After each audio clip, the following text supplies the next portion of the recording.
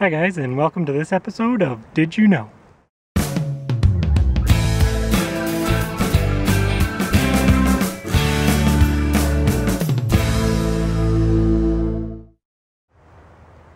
Today's episode of Did You Know is going to be all about fire starting. So I've just got my kindling down on the ground here, so I'll show you each of the kindlings and then we'll get to the actual fire starting. So we'll start with this first one here. As you can see, it's just fine little shavings of wood. This makes it really easy for the fire to catch. The more edges you have, the better it is. The next little pile is just small little pencil-sized pieces. And then the next one here is just longer, about pencil-sized still, but just the full length of the pieces of wood rather than just little shaving ones like that one. Next one here, you get more up into about the size of a thumb. So those will be really good for keeping the fire going. And then of course move over into the larger pieces here. These ones will just get the fire nice and hot, give you some of those nice hot coals. And then I've just got the rest of the wood in my bucket here of varying sizes, just to keep the fire going for a long time.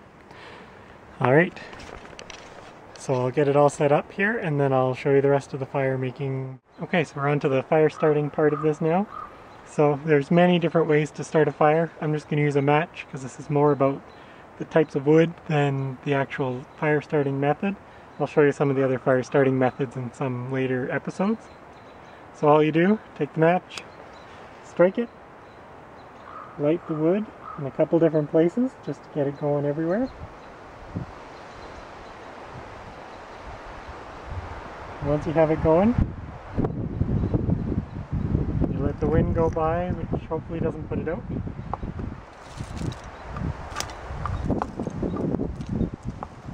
Then you start taking your pencil-sized pieces and you start putting them on top.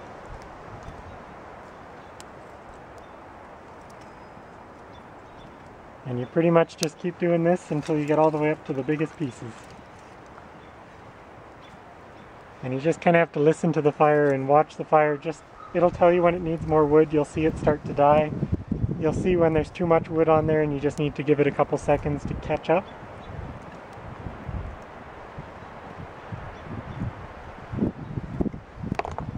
But you just keep adding wood, little pieces at a time, and eventually you'll get a great fire going.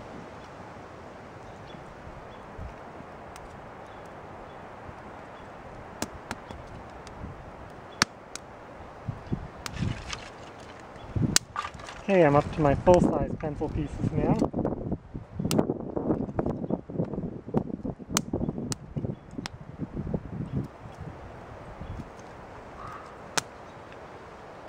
And I'm just going to give the fire a second to catch up. You can see that it starts to smoke a little bit more as it starts to go out.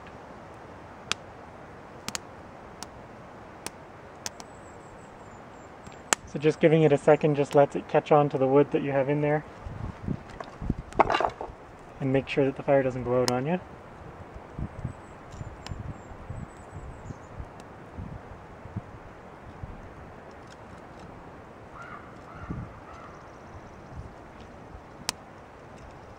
And once the smoke dissipates a little bit, you can start adding more pieces again.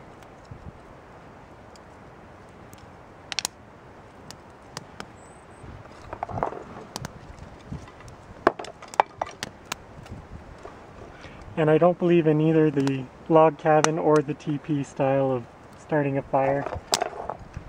If you start with too much wood in there, it's not going to start no matter what kind of style you have. I just kind of lay them on top of each other. I guess it kind of turns into a TP eventually here, but it's not on purpose. I'm just laying the pieces in at different angles so that the fire can spread on its own.